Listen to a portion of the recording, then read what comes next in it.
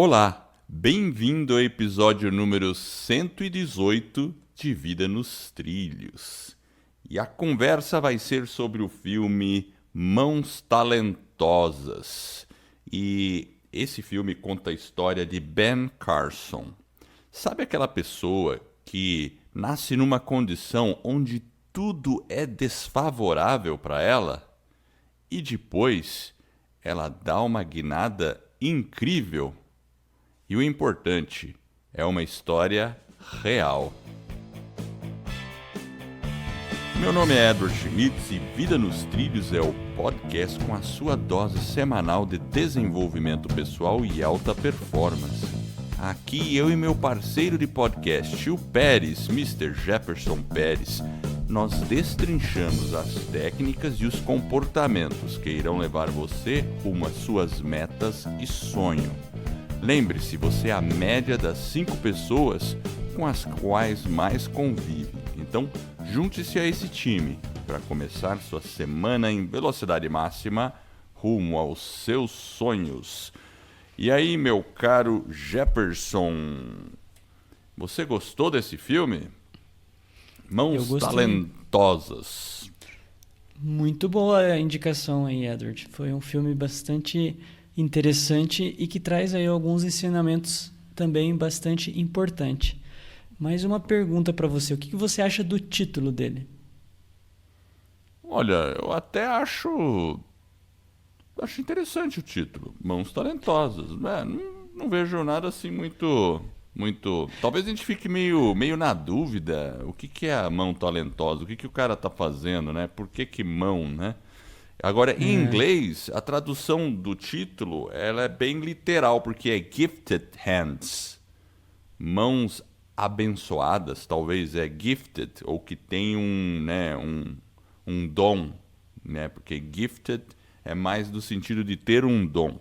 A pessoa que recebeu algo de presente, porque vem de presente, gift. Então, uma mão presenteada seria uma tradução mais literal ainda. Então, como se ele tivesse recebido um dom.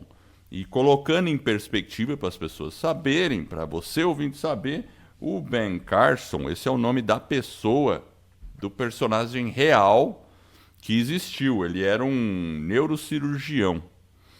E ele tinha uma habilidade incrível e fez cirurgias assim de separação de gêmeos. Sabe quando os gêmeos nascem grudados? E um dos casos era com o cérebro, né? Ele fazia esse tipo de cirurgia, o cérebro compartilhando parte do cérebro. Então nasceu grudada, 2 cabeças juntas e o resto do corpo separado. E aí ele desenvolveu uma técnica de cirurgia para fazer essa separação e tem várias pessoas vivas aí, ou gêmeos vivos aí, que estão aí graças ao Dr. Ben Carson. E ele foi interpretado nesse filme pelo Cuba Gooding Jr. Não sei se alguém vai lembrar aí do Cuba Gooding Jr. O Ben Carson era negro, né? Ele é negro, ele está vivo, e foi muito bem interpretado pelo Cuba.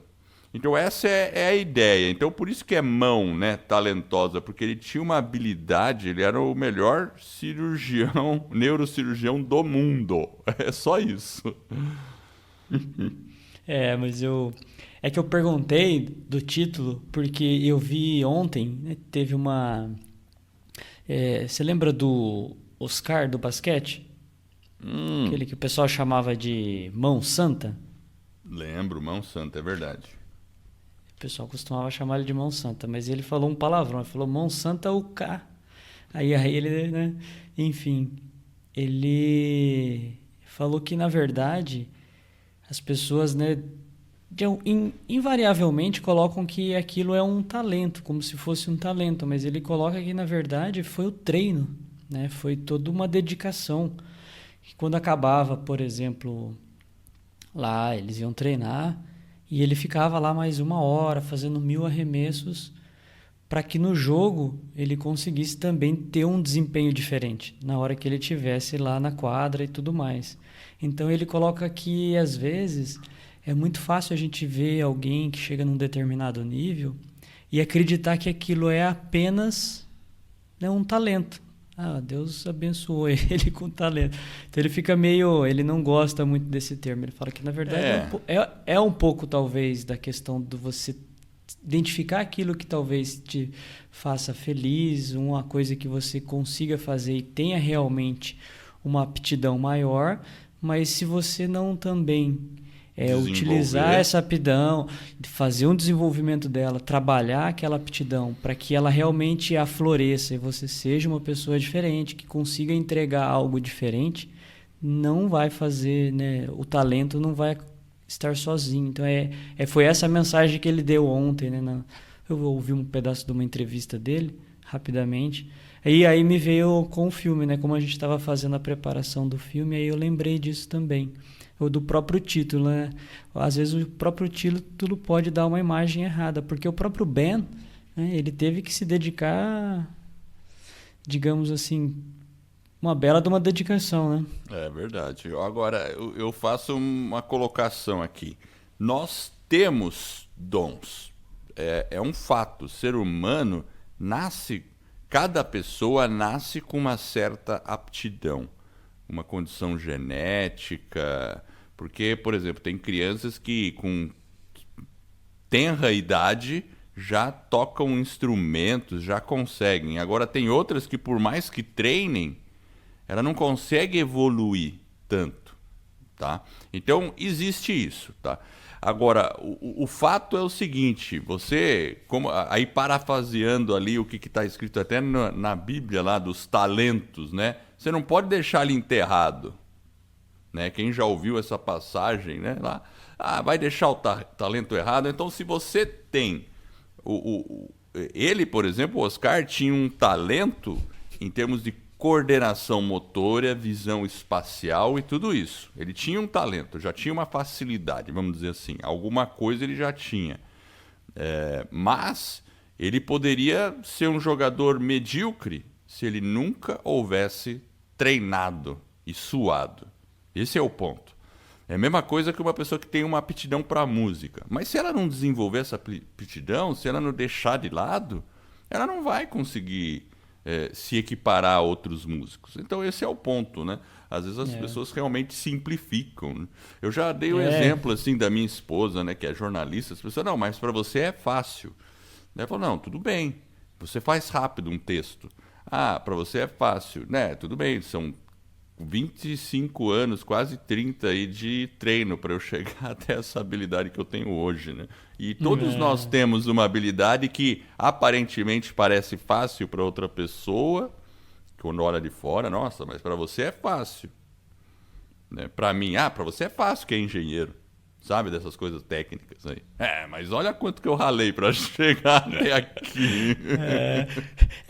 E o que é engraçado também é que no próprio início ali do filme, um outro aspecto que é interessante é que acho que ele vai, se eu não me estiver enganado, acho que na Alemanha, né, aquele Gêmeos lá que ele separou, acho que foi um dos primeiros, aquela questão da positividade que ele tinha, porque começa dizendo que, né, ele vai dizendo que nunca ninguém fez aquela cirurgia, mas que ele iria fazer. Então ele traz um aspecto, né, de confiança, né, porque ele tinha que resolver, acho que era um problema de sangria, e ele estava confiante que ele iria conseguir fazer, mas ele tem que voltar a estudar. Ele volta sempre para aquela questão de se preparar, e aí ele começa com bastante determinação, assim como ele chegou lá, a buscar uma solução para aquele problema. Então, às vezes, diante dos desafios, diante dos problemas, às vezes a gente desiste ou a gente desanima tão fácil. E ele ali dentro daquela situação que tudo bem, né? Ele não era filho dele, não era nada, mas ele, dentro da profissão dele, o cuidado que ele tinha, né? Até por envolver vida, né? Então traz um aspecto um pouco mais, né, diferente, digamos assim, mas ele estava realmente positivo, buscando, né, aquela confiança que ele iria encontrar uma solução para aquele problema, né? Esse casal era da Alemanha, mas a cirurgia foi feita nos Estados Unidos.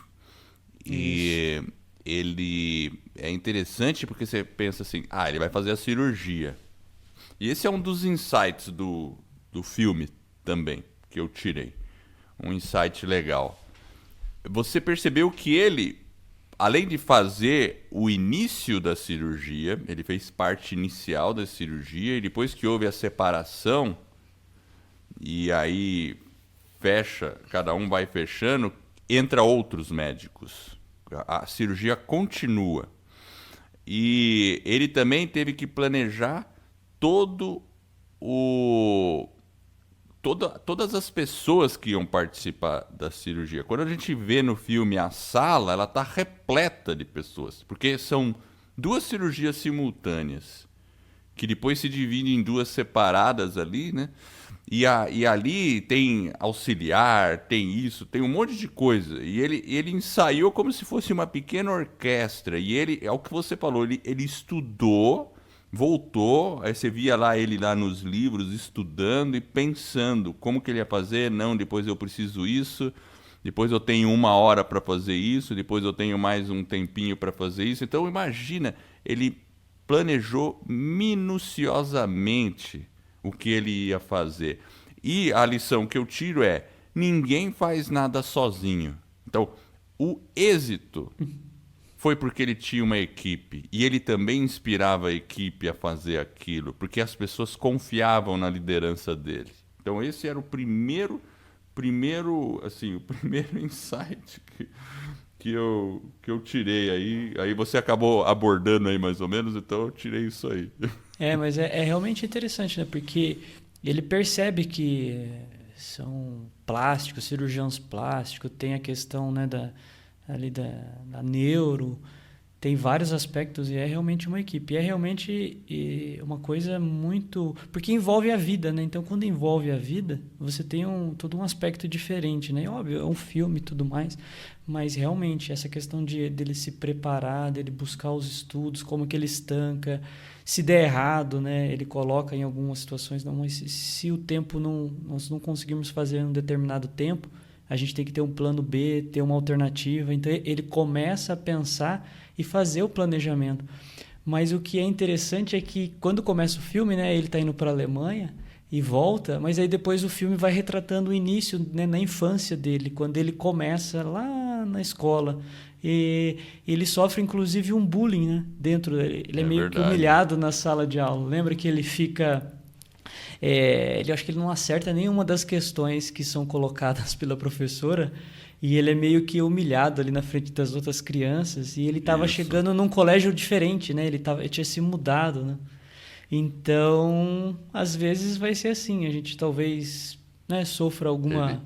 Ele foi um aluno ruim no início e ele tinha um temperamento meio para violento, assim. Ele até... E, por outro lado, ele também era muito religioso, né? Era cristão, e ele tentava se controlar. Eu vi que lá eles retratam um pequeno momento dele que ele quase que se envolve com uma criminalidade e aí ele se dá conta do que ele estava fazendo. E aí ele tenta voltar, né? Ele tenta se colocar nos trilhos de novo. E isso também é aquela outra lição que eu coloco. Aí, eu vou colocar mais uma lição aqui, né? Que é aquele negócio que a gente fala no começo, você é a média das 5 pessoas com as quais mais você convive, né? Então ele estava com um círculo de amizade não muito bom. E aí ele começou a perceber isso também. E aí ele foi mudando, né? Foi procurando mudar e o comportamento dele também. Nesse ponto aí, realmente, né? É o ambiente que ele estava, às vezes não proporcionava. E como um jovem, ele também teve problema na adolescência. Ele ficou um pouco iludido, lembra, com a questão da marca, né? Daquela questão do status. E aí ele se envolve, né, naquela briga lá, né? Ele dá supostamente uma facada, né? Isso. E volta naquela questão também do próprio controle emocional. Porque ele pede ajuda, né? Como você disse, ele é cristão, ele volta e pede ajuda para Deus, né? Dentro daquele contexto, ele volta para a casa dele, mas ele percebe que ele fala, puxa, eu preciso desenvolver as minhas emoções. E aí ele vai atrás de apoio. Talvez cada um vai buscar um apoio dentro daquilo que acha interessante, talvez um coach, um guia espiritual, talvez um mentor, né, um psicólogo, enfim, um terapeuta. Mas o importante foi que ele percebeu dentro daquela situação que ele estava chegando num limite, né, do temperamento dele. Ele busca ajuda, talvez cada um vai buscar ajuda do seu jeito, mas ele volta para buscar uma ajuda dentro da casa dele, né? E ele conversa com Deus, né? Mostra ele conversando com Deus, né? Esse é o caminho do autoconhecimento, é a gente conhecer a nós mesmos. Conheça-te a ti mesmo, né? Já dizia o oráculo de Delfos. Isso lá na Grécia. Meu Deus do céu. Agora eu fui longe. Mas assim, você tá inspirado hoje. É você se conhecer mesmo, você saber seus limites, seus defeitos e trabalhar. Muitas vezes também a gente não precisa se preocupar muito com os defeitos, mas procurar sempre extrair o melhor das nossas qualidades, mas controlar os defeitos, né? Eu acho que quando a gente tem eles sob controle, você já tem um grande progresso. E eu digo isso, às vezes também limitações, porque às vezes a gente tem uma certa limitação e às vezes não adianta você também ficar batendo em ponta de faca, né? Então, uma pessoa que não tem realmente nenhuma aptidão para música ou alguma coisa assim, talvez ela realmente deva seguir por onde ela tem uma aptidão. Mas, claro, se ela quiser insistir, ela pode, né? Mas agora, voltando só num fato aqui, ó, que eu lembrei, aí depois eu deixo você falar. Só colocando essa questão do autoconhecimento em perspectiva, nós tivemos o nosso segundo episódio, o episódio 2, de Vida nos Trilhos. Apesar de a gente já estar no 118, olha só quanto trabalho nós já temos. Se você voltar lá no episódio 2, é um episódio sobre o autoconhecimento. Talvez ele está um pouco, né, naquela época a gente ainda estava começando, mas o que é interessante dentro do próprio filme é que a mãe do Ben, ela era uma pessoa simples, humilde, praticamente uma analfabeta, e ela descobre lá que o marido tem uma outra mulher, enfim. E ela chama, acho que uma irmã dela, se eu não estiver enganado, e ela vai fazer um tratamento em uma clínica psiquiátrica. Ela se interna. E aí, essa questão do autoconhecimento, às vezes, mesmo uma pessoa simples, uma pessoa humilde, ela teve que ter um pouco de força, coragem ali naquele momento, uma determinação muito grande em evoluir e saber que ela precisava de ajuda. Naquele momento, com toda essa simplicidade, ela estava exercitando o autoconhecimento, né? Isso é verdade. E uma outra coisa, ela representava também na vida do Ben o coach, porque ela incentivava e dizia para o filho, não, você pode ser melhor do que eles, você pode ser... E lembrando, hein, ele nasceu em 1951, o Ben Carson. Isso aí era a época lá nos Estados Unidos que tinha segregação. Existia racismo já. E bem forte. E bem forte. E o preconceito contra ele já era grande. Tanto é que eles mostram uma cena lá no hospital, quando ele aparece pela primeira vez, já médico, né, ou residente, e aí a enfermeira fala, olha lá, tá precisando lá arrumar, tirar as coisas lá, pô. Daí ele falou, não, eu sou o médico. Daí a enfermeira ficou olhando assim, né? Então, mas você viu que... Você percebe que... Olha como que a perspectiva dentro desse contexto. Porque realmente ele vivia essa questão do racismo, mas era o maior hospital era o Hopkins, né? E ele estava começando a lidar com médicos com um ego extremamente elevado, e ele também precisava lidar com a questão do próprio preconceito. Aí ele percebeu que ele precisava o quê? Se dedicar ainda mais. Mas na sequência, eu acho que ele traz um buquê de flor para ela, não é isso? Que ele, teve um no dia que seguinte. Ele traz lá, isso, ele volta o quê? A resposta dele, que é sempre interessante, que é uma resposta, às vezes, que talvez a gente tenha que pensar um pouquinho. Ela tem que ser uma resposta mais inesperada, mas num sentido positivo. Ele fez daquela, né? Ela, tipo, como se ele fosse algo, né? Ele falou, não, eu sou o médico cirurgião, né? Eu não sou, talvez, né, o faxineiro ali, igual ela sugeriu. Mas ele voltou com uma gentileza para poder quebrar aquele clima. Então, às vezes a gente vai ser, talvez, uma meta, um objetivo que você está cumprindo ou que você está, né, sonhando. Às vezes a pessoa talvez não vai estar naquela mesma sintonia sua e, eventualmente, pode até fazer fazer um tratamento inapropriado, um desfeito, mas você sendo gentil. Então, às vezes, é uma virtude da gentileza, ali, da humildade, que é impressionante, né? Uma característica que, se você começa a observar o filme, está presente na personalidade do Ben. Que vem da família, aquilo que você falou, dos valores cristãos, enfim. Eu acho que é algo realmente interessante. E até também, né, como ele trata as pessoas. Esse é um outro insight meu aqui. Porque ele trata as pessoas com empatia, inclusive os pacientes. Não sei se você lembra uma cena lá, que teve um médico que tratou mal pra caramba o paciente, um menino lá, e ele ficou olhando assim, e aquela situação, né? Eu não me recordo.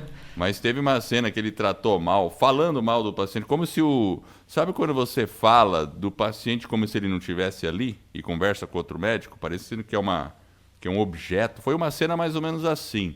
E ele não, mas o garoto aqui, aí o médico ainda destratou ele. Daí no final ele ainda tentou ser empático, mas ele tinha essa questão de empatia pelas pessoas, até pelos pais, por exemplo, quando ele foi fazer a cirurgia. Ele procurava gerar uma empatia, porque muitas vezes o médico, ele é distante. O Iaco tá aí hoje contigo, não tá, Edward? Ele tá aqui comigo. E ele tá meio agitado hoje ele não tá colaborando, mas seja bem-vindo, Iaco. O Iaco é o meu cachorro, tá, pessoal? Então, complementando até aquilo que eu ia dizer um momento aí atrás, é que esse tipo de cirurgia que ele fazia durava... Uma delas, por exemplo, durou 28 horas. Então, imagina, ele ficava por horas ali de pé. Claro, estamos falando da cirurgia total, depois entravam os cirurgiões plásticos e tudo mais. Mas eram cirurgias longas. Então o cara, além disso, tinha que ter um cuidado físico também com ele. Ele tinha que estar bem fisicamente para poder ficar ali, né? Porque o médico basicamente passa ali horas de pé. Então tinha que ter uma questão psicológica e de preparação muito intensa para a cirurgia. Mas isso é bem legal, né, Edward? Porque mesmo sendo o médico, além da preparação psicológica e tudo mais, tem que ter uma preparação física também. Porque você aguentar aí longas horas dentro do hospital, numa cirurgia, não é algo realmente tão simples. A gente vê o médico, né, às vezes ele está um pouco, talvez, fazer aí a meia-culpa, defender o médico, né? Ele tem que ser rápido às vezes, ele tem situações de emergência, ele não pode se envolver aí emocionalmente, mas voltando naquela questão também do próprio Ben, quando ele começa, que eu acho que é uma coisa que é interessante, com relação às notas dele. Você comentou aí que ele era meio... o gênio dele também era um pouco... um mau aluno.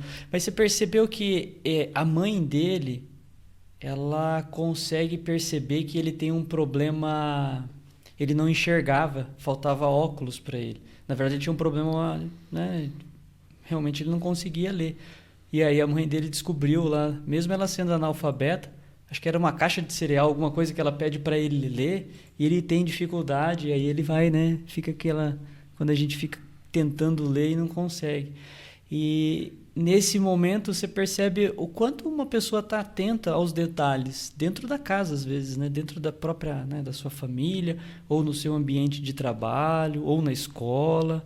Você tem que estar um pouco atento com relação ao seu entorno, para os problemas e para as soluções, porque na verdade ele não era burro, na verdade, né, o que ele estava quase acreditando, né?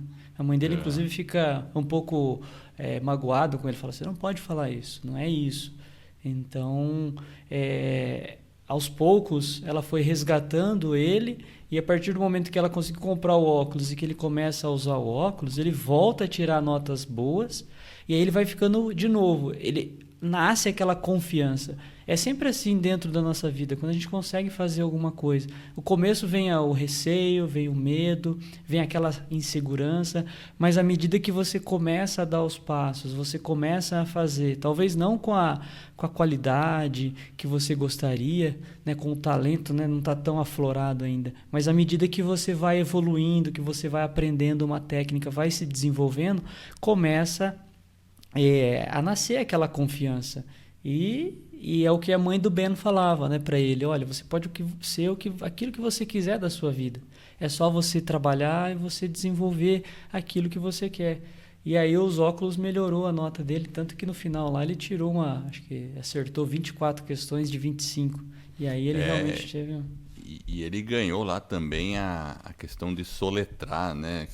Os americanos gostam muito disso, fazer campeonato de soletrar palavras. Então eles jogam uma palavra e o cara tem que soletrar a palavra inteira, né? Falar letra por letra da palavra. E aí ele ganha lá na classe isso, né? Até a professora lá, que era meio racista, fica meio revoltada, né? Não sei se isso é uma história, uma parte verdade. real. Não sei se é uma parte real, mas eles mostram esse drama dele sofrer preconceito, inclusive pela professora. Mas é uma coisa legal, porque antes, veja só, ele falhava e ele se colocava para baixo. Então ele estava num ciclo vicioso, onde tudo que ele fazia ele achava ruim, ele ficava mais para baixo, mais para baixo, mais para baixo.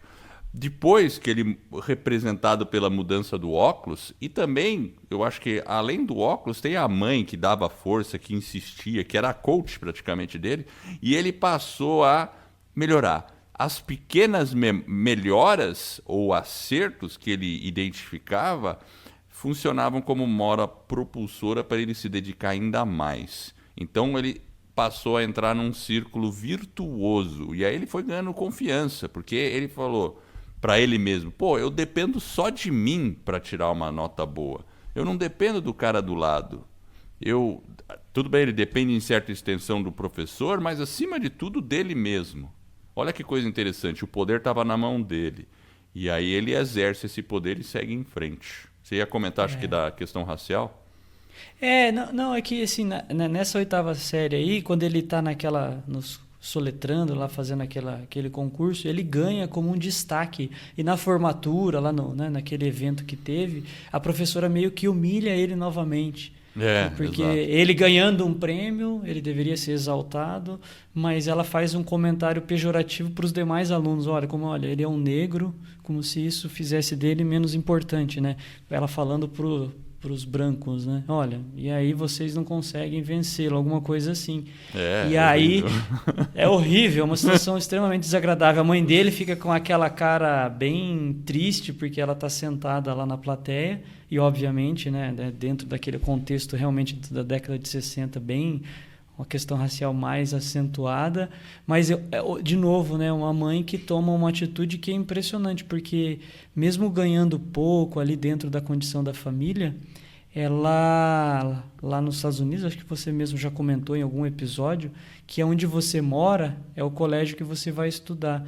E aí ela pega as economias dela, ela acaba se mudando para uma outra região, né, um pouco mais melhor, e ela consegue colocar o filho dela numa escola diferente. E aí a grande, né, questão, né, olha, às vezes, mesmo a pessoa sendo simples, né, ela começou a trabalhar ali naquele momento como uma faxineira, mas ela tinha uma consciência financeira, né, que às vezes a gente não tem, né? Então, tipo, é a questão da disciplina, né? Então, como que a gente cuida, né, do nosso próprio dinheiro? Porque ela teve aquele cuidado com o dinheiro. Inclusive, né, para proporcionar alguma coisa diferente para os filhos dela. E ela vai até, acho que na casa do sujeito que ela cuida, é onde ela tem aquele despertar para o conhecimento, no sentido de que ela chega na casa dele, eu acho que mostra a imagem, é tipo uma biblioteca imensa, né? Com muitos livros, e aí ela pergunta para ele se ele tinha lido todos, e aí ele fala: não, eu li e tal, né? E aí ela fala: bom, se ele leu todo, ele tem tudo isso, ela chega em casa e cancela, né, a TV da molecada, fala: agora vocês vão ter que ler, vocês vão para a biblioteca. E aí ela começa a incentivar os filhos a fazer uma leitura e a se dedicar um pouco mais aí nessa arte aí da leitura. Isso é uma boa analogia, porque muitas vezes as pessoas não reconhecem isso. Sabe, às vezes eu fico abismado pela pouca quantidade de livros que as pessoas possuem em casa. Aqui em casa a gente tem muito livro, tá? Até dá medo de falar a quantidade, mas é mais de 500, com certeza. Agora, tudo bem, não precisa ter 500 livros, sei lá, né? Mas todo mundo aqui em casa gosta de ler muito. Eu, meu filho, minha filha, minha esposa também. Então, todo mundo aqui lê muito. Até a gente fez um episódio sobre a importância da leitura, né, Jefferson? Sim, é o episódio 16. Se você não ouviu, né, quer se beneficiar com a leitura, volta lá, você vai aproveitar todos os benefícios que tem na leitura, né? Ela ajuda a gente em vários aspectos da vida. E além do conhecimento, tem um aspecto aí também, você pode relaxar fazendo uma leitura um pouco mais, digamos, um romance, uma ficção, enfim. Tem livros para todos os gostos, né? E vamos à frase da semana? Opa, vamos lá. Antes a gente tem uns recadinhos aqui para o pessoal. Temos 2 recados bem rápidos. Primeiro, para quem deseja saber como criar, produzir e divulgar o seu podcast, teremos um webinário, ou seja, uma aula onde eu e o Edward iremos revelar o que você precisa fazer para criar, estruturar e lançar o seu podcast em menos de 90 dias. Além disso, você irá se surpreender com a baixa necessidade de investimento. E se você tem uma grande mensagem para compartilhar com o mundo, mas não sabe bem por onde começar, acesse escoladopodcast.com/webinário e se inscreva nessa aula. De novo, escoladopodcast.com/webinário. E o segundo recado é, para quem está com dificuldade ou precisa de um apoio para colocar suas grandes metas nos trilhos, nós também teremos um webinário onde eu e o Edward iremos revelar como você pode atingir resultados extraordinários em apenas 90 dias. Este é um método que criamos e desenvolvemos para você atingir suas metas. E funciona mesmo que você não tenha muita disciplina e foco ou tenha desistido diversas vezes de sua meta. Acesse vidanostrilhos.com.br/webinário e se inscreva. vidanostrilhos.com.br/webinário. A frase é de Sidney Smith e começa da seguinte forma, Edward. Muitos talentos se perdem por falta de um pouco de coragem. Sidney Smith. Como é que é? Muitos talentos se perdem por falta de um pouco de coragem. Eu acho que é aquilo. Você vê que coincidência, né? Eu não tinha escutado essa frase, mas lá no começo eu falei sobre ter o talento e enterrar o talento. Então, por coincidência, eu já respondi, eu já fiz a minha análise, porque quando a gente fala em talento, a gente nasce com alguns talentos, e até lá na Bíblia, né, tem aquela história de enterrar os talentos. Ele ficou com medo de perder o talento dele. Enterrou. O contrário do medo é a coragem, é o que ele está dizendo. Às vezes a gente precisa de um pouco de coragem para seguir em frente. Exatamente. Então... Aí o cara, tudo bem, você tem um talento. Né? Por exemplo, eu talvez tenha o talento de cantar.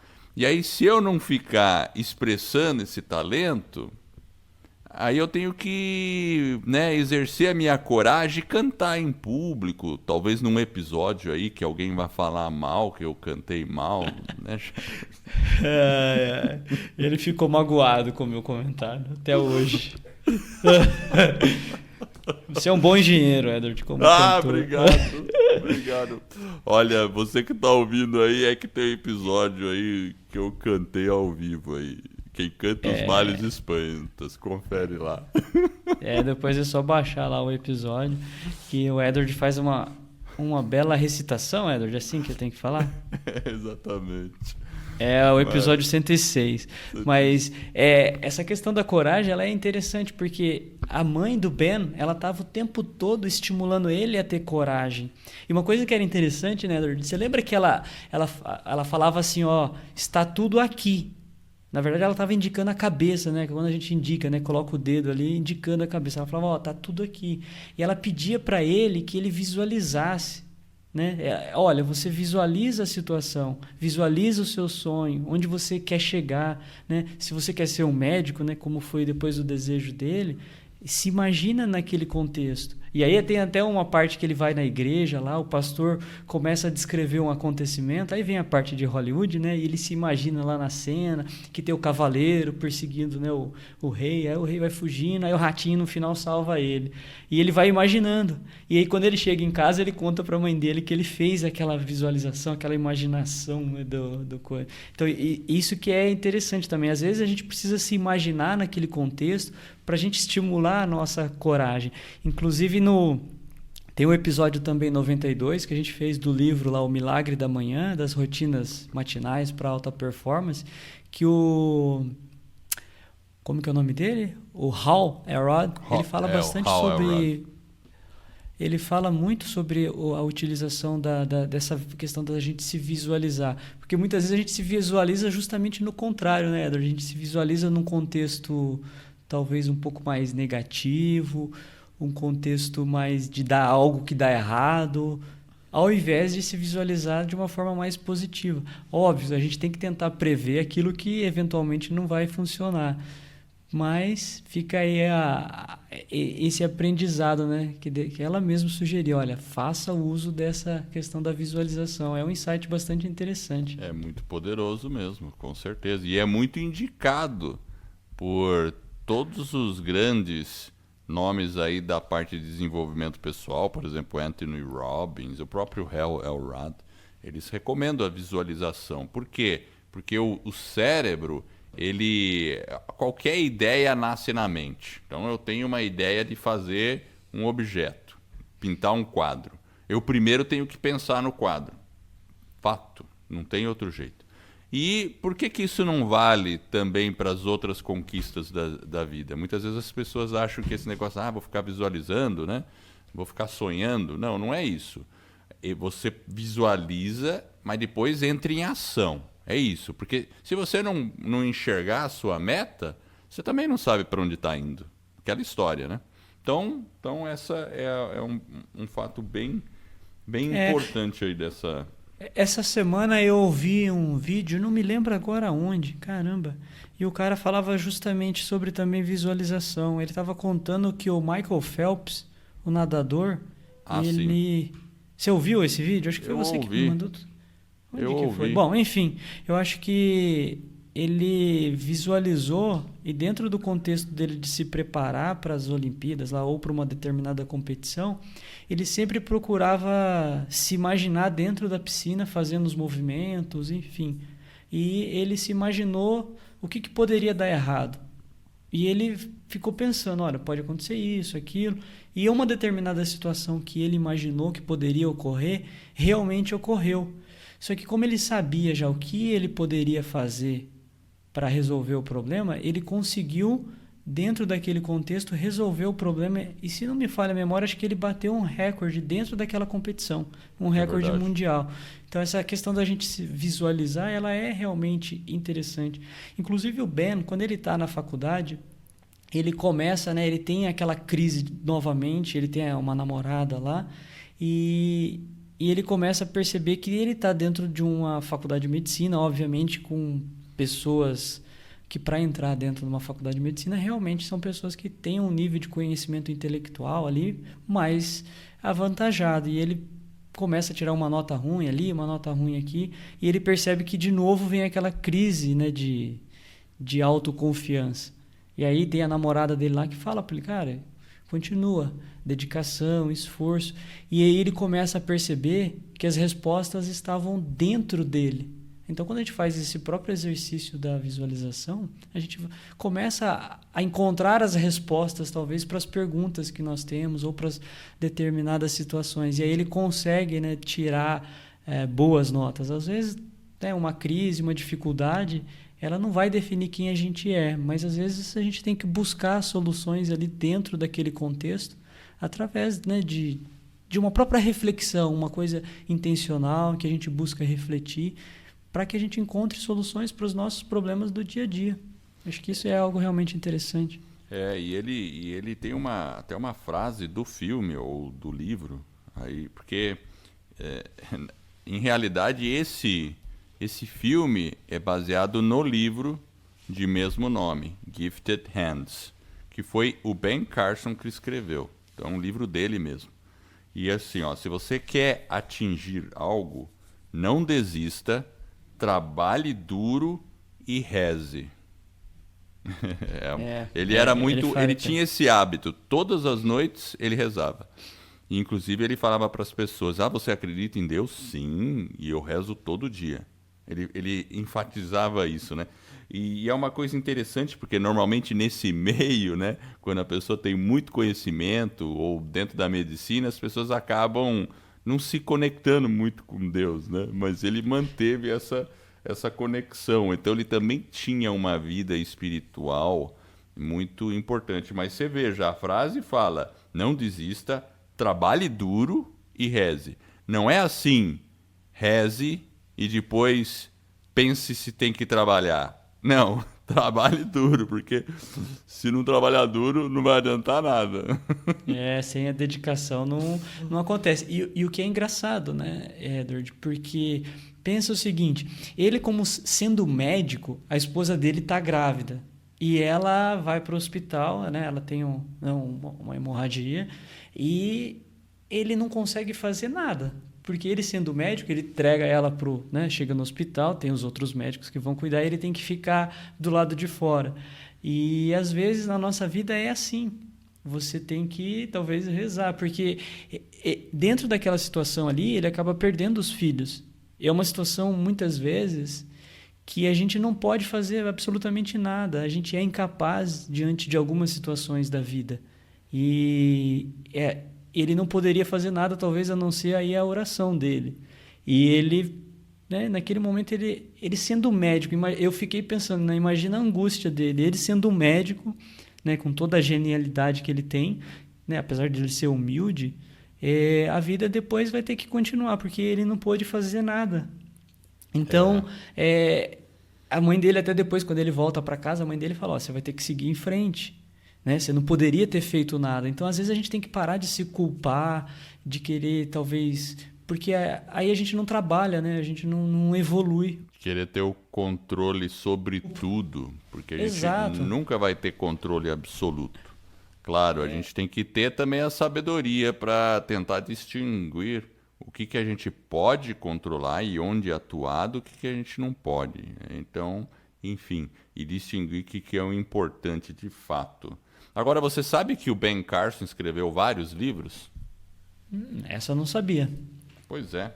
Ele escreveu vários livros e, inclusive, tem um que é Pense Grande, ou Think Big. O nome em português desse Pense Grande, na verdade, porque eu traduzi literalmente. Tem até outro nome outro livro com um nome muito similar, Pensar Grande, alguma coisa. Eu acho que foi traduzido em português para Sonhe Alto, mas eu não encontrei muitas. Eu encontrei só, acho que na Amazon, uma menção a esse título, e o subtítulo é Desenvolvendo Potencial para a Excelência. Então, é um livro de desenvolvimento pessoal escrito por ele mesmo. Ele escreveu Os Mãos Talentosas, Gifted Hands, e já tem várias edições, pelo que eu vi. E ele tem outro livro também chamado The Big Picture, ou A Grande Fotografia, mas não é nesse sentido, né? Traduzindo, né? Tem um subtítulo assim, pegando ou possuindo a perspectiva no que de fato é importante. Então, The Big Picture eu poderia traduzir como uma visão, né? A sua visão, a visão importante, ou o entendimento importante. E esse é o subtítulo. Então, ele deve falar realmente como você priorizar as coisas na sua vida. Eu também identifiquei alguns títulos em português, que é O Sonho Alto, Risco Calculado e A Grande Visão. A Grande Visão deve ser justamente a tradução em português desse The Big Picture, tá? E tem esse outro Risco Calculado, eu não sei se é um livro mais recente, mas ele escreve bastante, viu?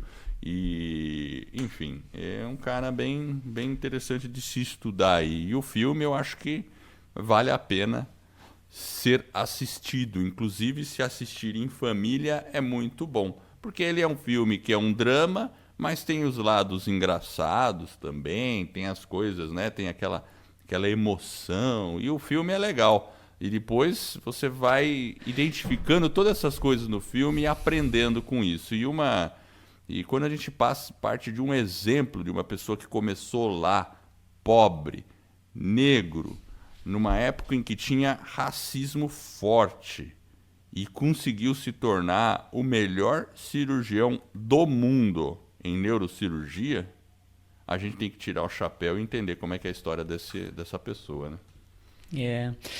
E o que é interessante também, né? Além da gente conhecer a história dele, é que eu acho que talvez o último insight que eu poderia deixar é ele tá na casa dele e ele tá jogando bilhar, né? É o momento que ele tá relaxando, que ele encontra, ele visualiza, né, uma solução lá dentro de um contexto mais técnico da medicina, que eu não sei explicar, mas que ele encontra a solução para o problema. Porque ele estava relaxando, né, jogando ali o bilhar na casa dele. E muitas vezes é isso. A gente talvez num momento mais descontraído, mais relaxado, a solução vem do nosso subconsciente. Então, às vezes a gente fica pensando muito talvez num determinado problema. É importante a gente pensar, mas depois a gente também dá uma relaxada, dá uma descansada, que as soluções começam a vir em momentos e situações que a gente talvez nem imaginava. Ele estava lá jogando bilhar e veio a solução para a cirurgia, que era uma cirurgia importante, nunca ninguém tinha feito. Ele estava querendo separar duas crianças, né, que estavam ali com o cérebro, com a cabeça grudada, ele tinha que cortar, serrar, enfim. Olha o contexto, mas ele ali, naquele momento, ele teve um insight. E aí é bom só andar com um caderninho, né, Edward? Se a gente tiver algum insight, hoje em dia, ou a gente fala, ou a gente grava no celular para a gente não perder as nossas ideias, né? Dizem que isso é muito importante. Eu confesso que eu já fiz isso, mas tem horas que se acaba bobeando e não anota. Mas tem pessoas que anotam tudo, assim, todo momento, tal, e com isso consegue desenvolver muitos insights e até soluções para várias coisas. Bacana, é isso mesmo. E eu quero agradecer você que está nos ouvindo. E eu espero de coração que este episódio e todos os outros que a gente venha a produzir ajude você a colocar a sua vida nos trilhos, rumo às suas mais justas aspirações. Se você gostou desse podcast e da nossa mensagem, assine o podcast e faça uma avaliação. Mande um e-mail para a gente, edward@vidanostrilhos.com.br ou jefferson@vidanostrilhos.com.br. Nós ficaremos honrados. E com esse suporte, eu e você estaremos ajudando mais e mais pessoas a ficar no comando de suas vidas. Fique ligado no nosso site, vidanostrilhos.com.br. Lá a gente coloca anotações. Vamos colocar o link dos livros que a gente mencionou aqui hoje. E esta é uma jornada que está apenas no começo. Vida nos Trilhos, você no comando da sua vida.